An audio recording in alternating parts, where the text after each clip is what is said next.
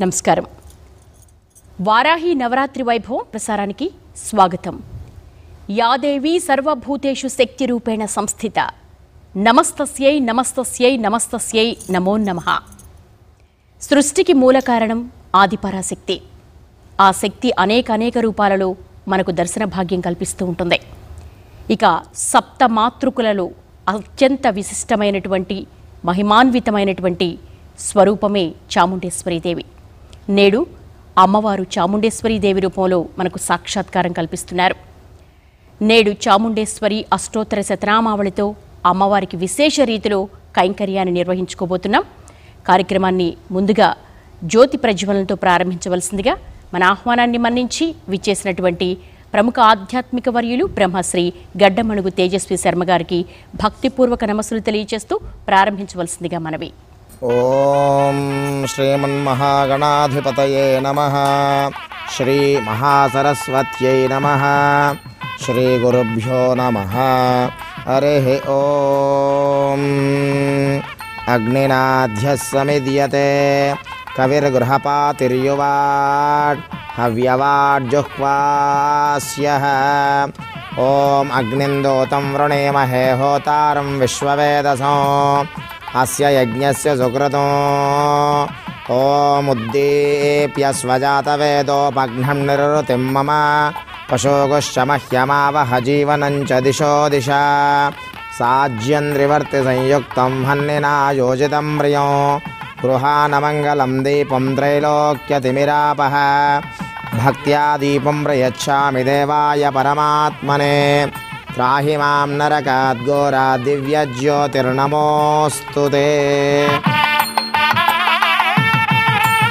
సప్తమాతృకలలో మహిమాన్విత స్వరూపం చాముండేశ్వరీదేవి. అమ్మవారిని అష్టోత్తర శతనామావళితో అర్చించడం ద్వారా ఎటువంటి ప్రయోజనం వనగూరుతుంది? అలాగే అసలు చాముండేశ్వరి స్వరూపం యొక్క విశిష్టత ఏంటి? అమ్మవారిని ఈ రూపంలో దర్శించడం ద్వారా మనకు ఎటువంటి శుభాలు కలుగుతాయో చక్కటి ప్రవచనామృతాన్ని అందించేందుకు సిద్ధంగా ఉన్నారు ప్రముఖ ఆధ్యాత్మిక వర్యులు గడ్డమణుగు తేజస్వి శర్మ గారు. వారిని ప్రవచనామృతాన్ని అందించవలసిందిగా మనవి. శ్రీ గురు గణేష్ మేధా దక్షిణామూర్తి సహిత శ్రీ బాలా త్రిపురసుందరే నమః. భక్తి టీవీ ద్వారా మనం ప్రతిరోజు కూడా చక్కగా ఈ ఆషాఢ మాసంలో వారాహి నవరాత్రోత్సవాలను జరుపుకుంటూ వస్తున్నాం. అందున విశేషించి మాతృకా సహితమైనటువంటి వారాహి ఆరాధన చేస్తూ వస్తున్నాం. ఆ క్రమంలో ఈ రోజున నవరాత్రుల్లో 7వ రోజు. నవరాత్రుల్లో ఎప్పుడు కూడా మొదటి రోజు, 3వ రోజు, 5వ రోజు, 7వ రోజు, 9వ రోజు మహిమాన్వితమైనవిగా ఉంటూ ఉంటాయి. వాటిలో 7వ రోజు అయినటువంటి ఈ రోజున సప్తమాతృకలందరిలోకి కూడా అత్యంత ప్రధాన మూర్తి అయినటువంటి చండికాదేవిని మనమందరము కూడా ఆరాధన చేసుకోబోతూ ఉన్నాం. అసలు ఈ చాముండీ నామానికి ఉన్నటువంటి అర్థం ఏమిటి? చాముండేశ్వరిగా అమ్మవారు ఎలా అవతరించారు? మన శరీరంలో ఈ తల్లి ఏ ప్రకారంగా కొలువై ఉంటుంది? అండపిండ బ్రహ్మాండాలలో కూడా ఉండేటువంటి ఈ స్వరూప వైభవం ఏమిటి అనే దాన్ని తెలుసుకునేటువంటి ప్రయత్నం చేద్దాం. రూపమండనము, అలానే దేవీ మహాత్మ్యము, విష్ణు ధర్మోత్తర పురాణము వంటి అనేకమైనటువంటి గ్రంథాలు అమ్మవారికి ఉండేటువంటి స్వరూపాన్ని మనకి వర్ణిస్తూ చెప్తూ వస్తున్నాయి. ఆ క్రమంలో దంష్ట్రాకరాళవదనే శిరోమాల విభూషణే చాముండే ముండమథనే నారాయణి నమోస్తుతే అంటూ మార్కండేయ పురాణాంతర్గతమైనటువంటి దేవీ మహాత్మ్యం అమ్మవారి యొక్క స్వరూపాన్ని వర్ణించి చెప్పింది. ఆ తల్లి దంష్ట్రాకరాళవదనే బాగా పెద్దదైనటువంటి నోరు తెరుచుకొని ఉంటుందిట. అలా నోరు తెరుచుకొని అట్టహాసం చేస్తున్నటువంటి కారణం చేత ఆ పళ్ళన్నీ కూడా ప్రకటితమై నోరంతా కూడా చక్కగా బయటికి కనబడుతూ ఉంటుంది. దంష్ట్రములుగా పైనుండేటువంటి కూరల్లాంటి పళ్ళు ఏవైతున్నాయో అవి కనబడుతూ ఉంటాయట. మెళ్ళో వేలాడుతున్నటువంటి పుర్రెల దండ పెద్దదైనటువంటిది ప్రకాశిస్తూ ఉంటుంది.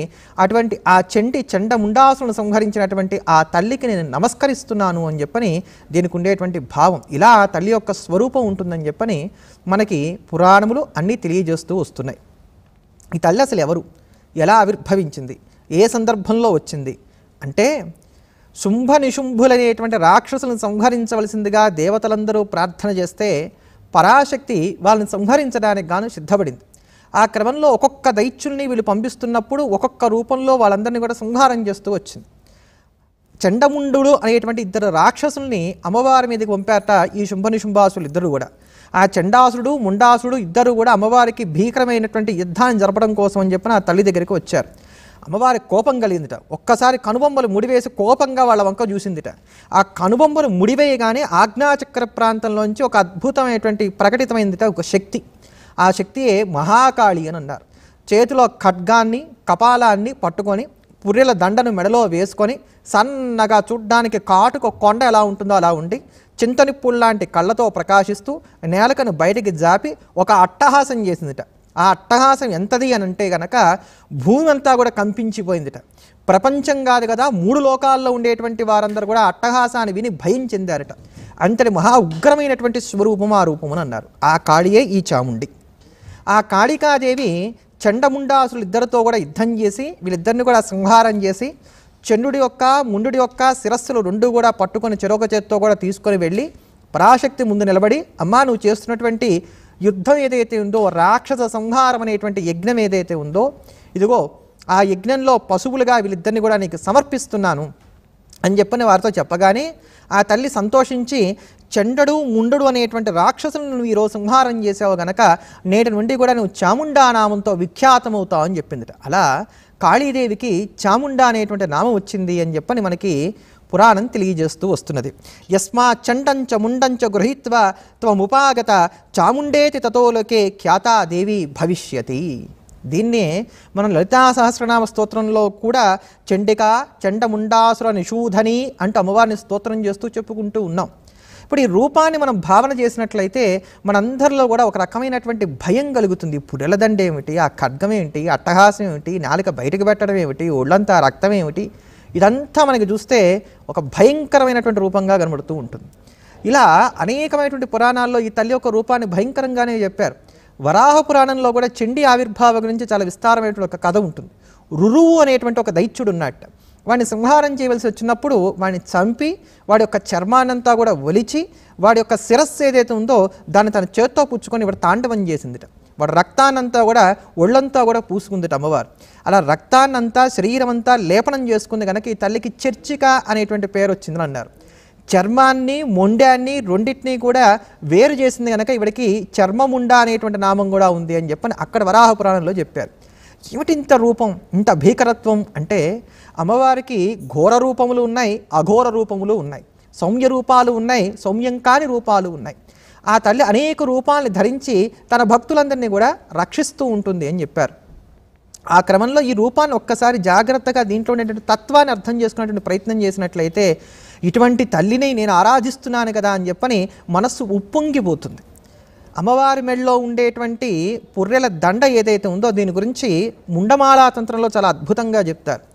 అకారాది క్షకారాంతంగా ఉండేటువంటి వర్ణ వ్యవస్థ ఏదైతే ఉందో ఆ వర్ణమాల అంతా కూడా అమ్మవారి మెడలో ఉండేటువంటి పుర్రెల పేరుట. అంటే ఏవైతే అక్షర సంపత్తి మనం మాట్లాడడానికి వాక్కులు కావాలో, రాయడానికి కావలసినటువంటి సంగీత సాహిత్యాదులు ఏవైతే కావాలో అటువంటి ఆ సాహిత్యం అంతా కూడా పుట్టడానికి మూలం కారణమైనటువంటి శక్తి నేను అని చెప్పడానికి గాను ఆ తల్లి సంకేతంగా ఇటువంటి పుర్రెల పేరును మెళ్ళో ధరించి ఉంటుంది అని చెప్పారు. అంతేనా అంటే చేతిలో ఉండేటువంటి వాడి అయినటువంటి ఖడ్గం అది ఎలా ఉంటుందంటే అది చూడగానే రాక్షసుల యొక్క గుండెలన్నీ కూడా పగిలిపోతూ ఉంటాయట. ఉదయిస్తున్నటువంటి చంద్రబింబం అర్ధచంద్రాకారంలో ఎంత తెల్లగా ప్రకాశిస్తూ ఉంటుందో అలా తెల్లగా ప్రకాశిస్తూ ఉంటుందట ఆ ఖడ్గం. దీనికి ఖడ్గానికి ఇక్కడ తెల్లని వర్ణాన్ని కూడా చెప్పారు. ఇది మనం గమనించాలి. ధర్మము జ్ఞానము ఈ రెండు కూడా ఎప్పుడు కూడా తెల్లని వర్ణంతో సంకేతం చేయబడుతూ ఉంటాయి. అటువంటి ఆ జ్ఞానానికి సంకేతంగా ఉండేటువంటిది అమ్మవారి చేతిలో ఉండేటువంటి ఖడ్గం. అప్పుడే నరికినటువంటి ఒక తలని చేత్తో ఎప్పుడు కూడా పట్టుకొని ఉంటుంది, దాంట్లోంచి రక్తం స్రవిస్తూ ఉంటుందని అన్నారు. ఏ భక్తుడైతే గనక అమ్మా ఇంకా నిన్ను వదిలిపెట్టి నేను ఉండలేను, ఈ సంసారంలో ఉంటాను, నా వల్ల కాదు, నీ దగ్గరికి నేను దరి చేర్చుకో అంటారో అటువంటి వారందరినీ కూడా వెంటనే తన దరి చేర్చుకుంటున్నానని చెప్పడానికి గాను సంకేతంగా ఉండేటువంటిది చేతిలో ఉండేటువంటి యొక్క శిరస్సు అని అన్నారు. అంటే ఇప్పుడు ఏమైంది, జ్ఞానం అనేటువంటి ఖడ్గంతో మనకున్నటువంటి సంసార బంధనాలన్నీ కూడా ఆ తల్లి ఛేదన చేసింది. ఆ ఛేదన చేయగానే మనలో ఉన్నటువంటి జ్ఞానము వైరాగ్యము ఇవన్నీ కూడా ఉప్పొంగి మనస్ఫూర్తిగా సత్వగుణ ప్రభావం చేత ఆ తల్లిని ఆరాధన చేసాం. అమ్మవారి యొక్క అనుగ్రహంతో ఆ తల్లి సాన్నిధ్యాన్ని మనం పొందాం. దీన్ని చెప్పడానికి సంకేతంగా ఉండేటువంటివి ఈ ఆయుధములు అని అన్నారు. మరి అమ్మవారి యొక్క రూపం ఎందుకండి నల్లగా ఉంది అంటే అజ్ఞానాన్ని పోగొడతానని చెప్పడానికి గాను ఆ తల్లి రూపం ఎప్పుడు కూడా నల్లగా ఉంటుంది. కొన్ని సమయాల్లో అమ్మవారి చేతిలో పానపాత్ర ఉన్నట్టుగా చూపెడుతూ ఉంటారు. ఈ పానపాత్ర అందులో అమృతం ఉంటుందని, ఆ అమృతాన్ని ఆ తల్లి పదే పదే తాగుతూ గర్జన చేస్తుందని చెప్పడం జరుగుతుంది. ఆ గర్జన, ఈ పానపాత్ర, కళ్ళు ఎర్రగా ఉండటం ఇవన్నీ కూడా యోగశాస్త్రానికి సంబంధించినటువంటివి. యోగి తీవ్రమైనటువంటి సాధన చేస్తూ కళ్ళు మూసుకొని కొన్ని సంవత్సరముల కాలం పాటు అలానే ఉండిపోతే అతని శరీరంలో కనుక వాయువుని కుంభింపజేసినట్లయితే మూలాధారంలో 3.5 చుట్టలుగా చుట్టుకొని ఉన్నటువంటి కుండలినీ శక్తి ఏదైతే ఉందో అది అందరికీ కూడా అధోముఖంగా పాములాగా ఇలా కిందకి తలబెట్టుకొని ఉంటుంది. ఎప్పుడైతే ఇతను ఇంత తీవ్రమైనటువంటి సాధన చేస్తారో అప్పుడు అది ఊర్ధ్వముఖమై బుసలు కొడుతూ పైకి లేచి మూలాధార, స్వాధిష్టాన, మణిపూర, అనాహత, విశుద్ధి, ఆజ్ఞానపడేటువంటి షట్చక్రాలను కూడా భేదించుకొని సహస్రార చక్రం దాకా వెళ్తుంది. ఆ సహస్రార చక్రంలో గడ్డగట్టుకొని ఉన్నటువంటి చంద్రమండలాన్ని అది ద్రవింపజేస్తుంది. అక్కడ ఉన్నటువంటి అమృతం ద్రవించి అది శరీరంలో ఉన్నటువంటి 72,000 నాడీ మండలాలను తడుపుతుంది. అంతటితో అక్కడికి వయోస్తంభనం కలుగుతుంది. అతను ఇంకా తీవ్రమైనటువంటి సాధన చేసుకోవడానికి కావాల్సినటువంటి అవకాశం కలుగుతుంది. అలా ఆ 72,000 నాడీ మండలాల అమృతంలో తడపబడుతున్నాయి అనటానికి యోగాభ్యాసకులైనటువంటి వారందరికీ కూడా తన అమృతాన్ని అందిస్తున్నానని చెప్పడానికి గాను ఆ తల్లి చేత పానపాత్రను పట్టుకొని మనందరికి కూడా దర్శన భాగ్యాన్ని కలగజేస్తూ ఉన్నది. అంటే మనం కూడా మనలో ఉన్నటువంటి అమృత రసాన్ని ఆస్వాదన చెయ్యాలి అనేటువంటి బోధ ఇందులో కనబడుతుంది. ఎప్పుడైతే ఇలా 72,000 నాడీ మండలాలు తడపబడతాయో పైకి వస్తున్నటువంటి కుండలినీ శక్తి పూత్కారం చేస్తూ పైకి ఎగుస్తుందో ఆ పూత్కారం చేసేటువంటి కుండలినీ శక్తికి సంకేతంగా ఉండేటువంటిది అమ్మవారు చేసేటువంటి అట్టహాసము. ఇప్పుడు చూడండి ఆ తల్లి ఎంతటి యోగ విద్యాస్వరూపిణో మనకు అర్థమవుతూ వస్తుంది. ఇంత సాధన చేసేటప్పుడు కొన్ని సంవత్సరముల పాటు యోగి అలానే కళ్ళు మూసుకొని ఉంటాడు కనుక ఒక్కసారిగా యోగాభ్యాసం అయ్యాక కళ్ళు తెరిచినట్లయితే అతని యొక్క నేత్రాలన్నీ కూడా ఎర్రగా కనబడతాయి. అంతేనా, ఈ అమృతపానం చేసినటువంటి కారణం చేత కూడా అతని నేత్రాలన్నీ కూడా ఎర్రగా ఉంటాయి, మత్తుతో కూడుకొని ఉంటాయని అన్నారు. అది అమృతం వల్ల కలిగినటువంటి పారవస్యం. అటువంటి ఆ పారవస్య స్థితిలో తానున్నానని తనను ఆశ్రయించినటువంటి వారందరికీ కూడా ఆ పారవస్య స్థితిని కలగజేస్తానని చెప్పడానికి గాను అమ్మవారి యొక్క రూపం అలా ఉగ్రంగా ఉన్నట్టుగా చూపబడుతుంది. వాస్తవానికి ఆ తల్లి బ్రహ్మ విద్యా స్వరూపిణి. అందుకనే చాముండా మంత్రాన్ని కనుక ఉపాసన చేసినట్లయితే మనలో ఉండేటువంటి ద్వంద్వాలన్నీ కూడా పోతాయని అన్నారు. బ్రహ్మ విద్య అంటే ఏమిటి? ఏకం సత్, అంతా ఉన్నదంతా ఒకటే, ఇంకా అంతకన్నా ఇంకా ఏమీ లేదు. ఆ ఒకటి ఏమిటయ్యా అంటే బ్రహ్మమే. నా యందు నీ యందు అన్నిట్లో ఉన్నదంతా కూడా బ్రహ్మమే. ఇది ఇలా అనుకుంటే రాదు, అనుభవంలోకి రావాలి. అది అనుభవంలోకి వచ్చినప్పుడు పావుని కూడా ముద్దు పెట్టుకోగలుగుతాట యోగి. అంతగా ప్రతి దాంట్లోనూ కూడా బ్రహ్మాన్ని చూడగలుగుతారు. మనం పురాణ కథల్లో కనుక చూసినట్లయితే తపస్సు చేసుకుంటున్నటువంటి ఋషుల యొక్క ఆశ్రమాలలో సింహాలు, అదే ప్రకారంగా వాటికన్నా చాలా కింది స్థాయి జంతువులైనటువంటి కుందేళ్ళు ఇవన్నీ కూడా కలిపి ఒకే దగ్గర విహరిస్తున్నాయని చెప్పుకుంటాం. అంటే అక్కడ సింహం ఏమైంది?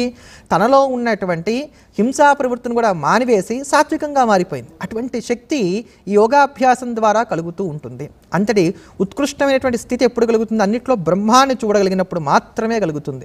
అటువంటి ఆ బ్రహ్మ విద్యా జ్ఞానాన్ని ఆ తల్లి అనుగ్రహిస్తుంది అనేటువంటి అర్థం ఈ చాముండా మంత్రంలో ఉంది కనుక దీన్ని ఉపాసన చేయమన్నారు. చుండుణ్ణి ముండుణ్ణి ఆ తల్లి సంహరించింది అంటంలో ఉన్నటువంటి అంతరార్థం కూడా ఇదే. ఇది ద్వైత భావానికి సంకేతంగా ఉంటుంది. రాగద్వేషాలు ఇవి జంట. అంటే రాగం అంటే ఏంటి? కోరిక. కోరిక సిద్ధించకపోతే కలిగేది ద్వేషం. మనం ఏదో ఒకటి కావాలనుకున్నాం, అది మన దగ్గర లేదు, ఎదుటి వారి దగ్గర మాత్రమే ఉంది, మనం ఎప్పటికీ పొందలేం, అప్పుడు వాడి మీద ఏమవుతుంది? ద్వేషం వస్తుంది. కామ క్రోధాలు ఇవి జంట. కోరిక అది తీరకపోతే వచ్చేది కోపం, ఇవి జంట. పాప పుణ్యాలు ఇవి జంట. పాపం ఉన్నా కష్టమే, పుణ్యం ఉన్నా కష్టమే. ఈ రెండిట్లో ఏదున్నా కూడా మోక్షం రాదు. పాప పుణ్యములు లేనటువంటి స్థితికి వెళ్ళాలి. వీటన్నిటిని కూడా అధిగమించాలి. ఇలా ద్వంద్వంగా ఉన్నటువంటివి ఏవైతే ఉన్నాయో వాటన్నిటిని కూడా తొలకడం చేసి మీ అందరికీ కూడా మోక్షాన్ని అనుగ్రహిస్తాను అని చెప్పడమే ఈ చాముండా స్వరూపంలో ఉన్నటువంటి విశిష్టమైనటువంటి భావన. అందుకని ఆ తల్లి చండముండాసుర నిషూధిని అని ఈ కారణం చేత చెప్పబడుతూ వస్తున్నది. చెడి కోపే అనే ధాతువుని అనుసరించి ఈ తల్లికి తీవ్రమైనటువంటి కోపం ఉన్నది అని అన్నారు. కోపంలో కూడా మామూలు కోపం కాదు, తీవ్రమైన కోపం అన్నారు. అంటే వేగంగా స్పందిస్తుంది. అంత వేగంగా ఎందుకు స్పందిస్తోంది? అంత వేగంగా ఎవరి మీద కోపం చూపెడుతోంది అంటే తన భక్తులు కాని వారి మీద అన్నారు. ఇదేమిటండి, భక్తులు కాకపోతే అందరిని కూడా సంహరిస్తారా? వెంటనే ఈ సందేహం వస్తుంది. అలా కాదు.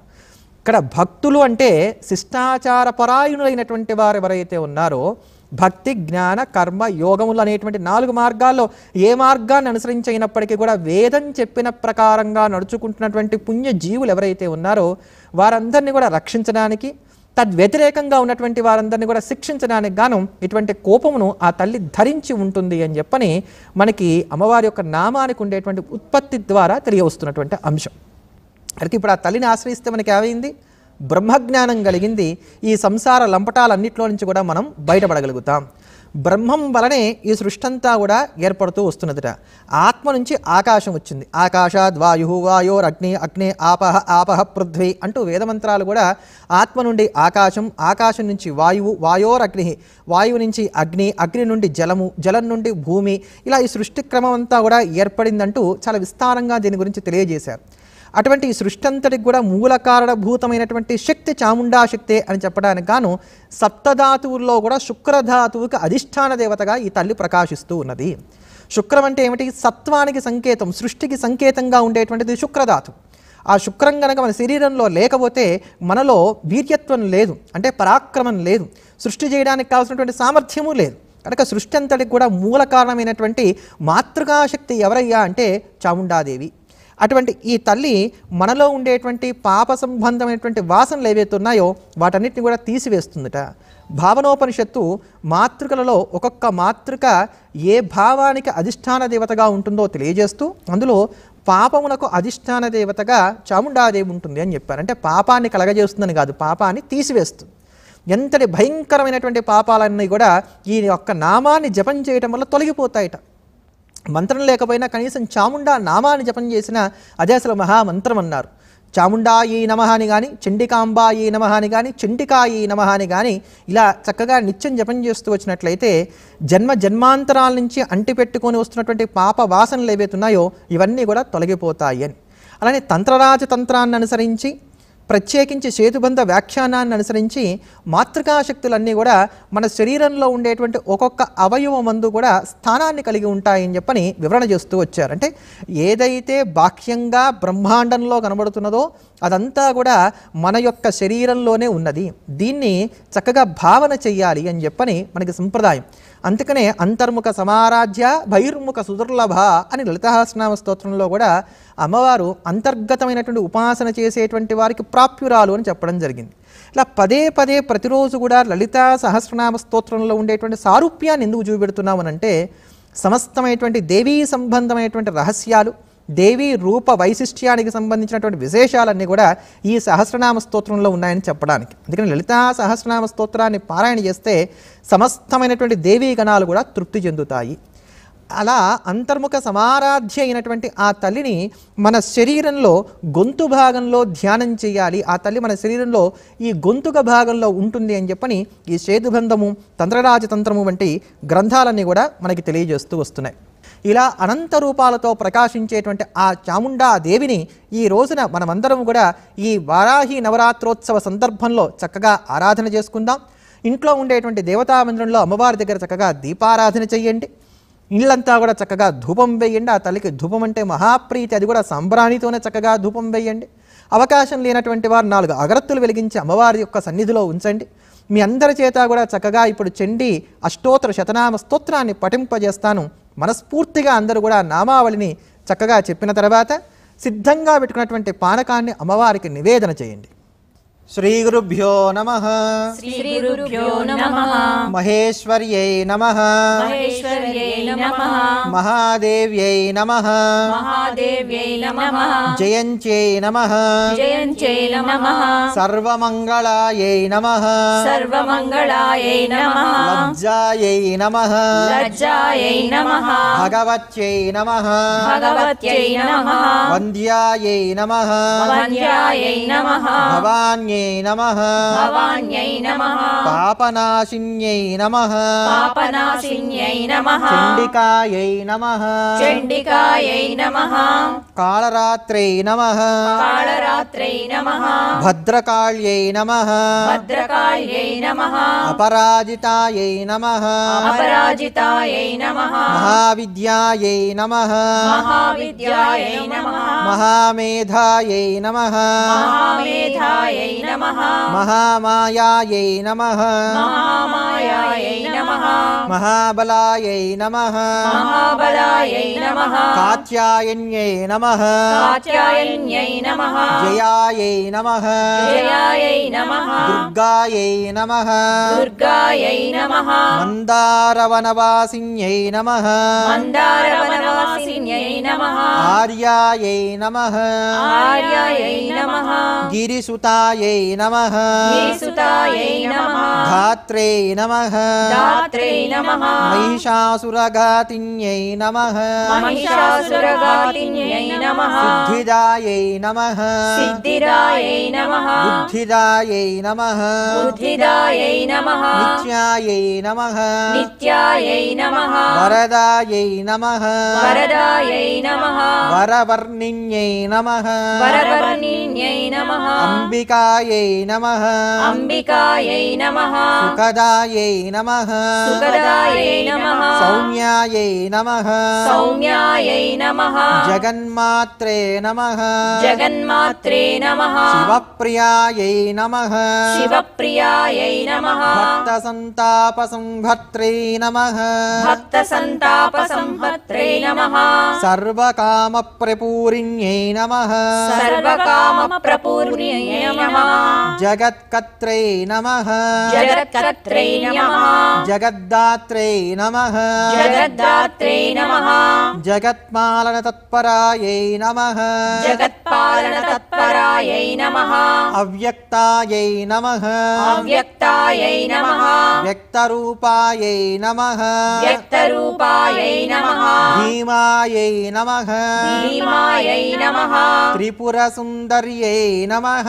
త్రిపురసుందర్యై నమః అపర్ణాయై నమః అపర్ణాయై నమః లలితాయై నమః లలితాయై నమః విద్యాయై నమః విద్యాయై నమః పూర్ణచంద్రనిభాననాయై నమః పూర్ణచంద్రనిభాననాయై నమః చాముండాయై నమః చాముండాయై నమః చతురాయై నమః చతురాయై నమః చంద్రాయై నమః చంద్రాయై నమః గుణత్రయ విభాగిన్యై నమః గుణత్రయ విభాగిన్యై నమః హేరంభజనన్యై నమః హేరంభజనన్యై నమః కాళ్యై నమః కాళ్యై నమః త్రిగుణాయై నమః త్రిగుణాయై నమః యశోధరాయై నమః యశోధరాయై నమః ఉమాయై నమః ఉమాయై నమః కలశహస్తాయై నమః కలశహస్తాయై నమః దైత్యదర్పనిషూదిన్యై నమః దైత్యదర్పనిషూదిన్యై నమః బుద్ధ్యై నమః బుద్ధ్యై నమః కాంత్యై నమః కాంత్యై నమః క్షమాయై నమః క్షమాయై నమః శాంత్యై నమః శాంత్యై నమః పుష్ట్యై నమః పుష్ట్యై నమః తుష్ట్యై నమః తుష్ట్యై నమః ధృత్యై నమః ధృత్యై నమః మత్యై నమః మత్యై నమః వరాయుధధరాయై నమః వరాయుధరాయై నమః ధీరాయై నమః ధీరాయై నమః గౌర్యై నమః గౌర్యై నమః శాకంభర్యై నమః శాకంభర్యై నమః శివాయై నమః శివాయై నమః అష్టసిద్ధిప్రదాయై నమః అష్టసిద్ధిప్రదాయై నమః వామాయై నమః రామాయై నమః శివవామాంగవాసిన్యై నమః శివమాంగవాసిన్యై నమః ధర్మదాయై నమః ధర్మదాయై నమః ధనదాయై నమః ధనదాయై నమః శ్రీదాయై నమః శ్రీదాయై నమః కామదాయై నమః కామదాయై నమః మోక్షదాయై నమః మోక్షదాయై నమః అపరాయై నమః అపరాయై నమః చిత్స్వరూపాయై నమః చిత్స్వరూపాయై నమః చిదానందాయై నమః చిదానందాయై నమః జయశ్రియై నమః జయశ్రీయై నమః జయదాయిన్యై నమః జయదాయిన్యై నమః సర్వమంగళమాంగళ్యాయై నమః సర్వమంగళమాంగళ్యాయై నమః జగత్రయహితైషిణ్యై నమః జగత్రహితైషిణ్యై నమః శర్వాణ్యై నమః సర్వాణ్యై నమః పార్వత్యై నమః పార్వత్యై నమః ధన్యాయై నమః ధన్యాయై నమః స్కందమాత్రే నమః స్కందమాత్రే నమః అఖిలేశ్వర్యై నమః అఖిలేశ్వర్యై నమః ప్రపన్నార్తిహరాయై నమః ప్రపన్నార్తిహరాయై నమః దేవ్యై నమః దేవ్యై నమః శుభగాయై నమః శుభగాయై నమః కామరూపిణ్యై నమః కామరూపిణ్యై నమః నిరాకారాయై నమః నిరాకారాయై నమః సాకారాయై నమః సాకారాయై నమః మహాకాళ్యై నమః మహాకాళ్యై నమః సురేశ్వర్యై నమః సురేశ్వర్యై నమః శర్వాయై నమః శర్వాయై నమః శ్రద్ధాయై నమః శ్రద్ధాయై నమః ధ్రువాయై నమః ధ్రువాయై నమః కృత్యాయై నమః కృత్యాయై నమః మృడాన్యై నమః మృడాన్యై నమః భక్తవత్సలాయై నమః భక్తవత్సలాయై నమః సర్వశక్తి సమాయుక్తాయై నమః సర్వశక్తి సమాయుక్తాయై నమః శరణ్యాయై నమః శరణ్యాయై నమః సత్యకామదాయై నమః సత్యకామదాయై నమః చండికాంబాయై నమః చండికాంబాయై నమః సప్తమాతృకలలో విశిష్టమైనటువంటి స్వరూపం చండికాదేవి. ఆ చండికా మహాదేవిని అష్టోత్తర శతనామావళితో అర్చించుకున్నాం కదా. చిట్ట చివరిగా మహామంగళహారతి. ఇక రేపు సప్తమాతృకలలో విశేషమైనటువంటి అవతారం మహాలక్ష్మి స్వరూపం. రేపు అమ్మవారు మహాలక్ష్మి స్వరూపంలో సాక్షాత్కరించబోతున్నారు. గురువర్యులు తేజస్వి శర్మ గారిని మంగళహారతి సమర్పించవలసిందిగా మనవి. అథ కర్పూర నీరాజనం ఓం సమ్రాజం చ విరాజం చాభిశ్రీర్యాచనో గృహే లక్ష్మీరాష్ట్రస్య యా ముఖే తయా మాసగం సృజామసి ఓం మానోహిగుం జాతవేదో రామస్వం పురుషం జగతో అభిభ్రదగ్నాగహి శ్రియా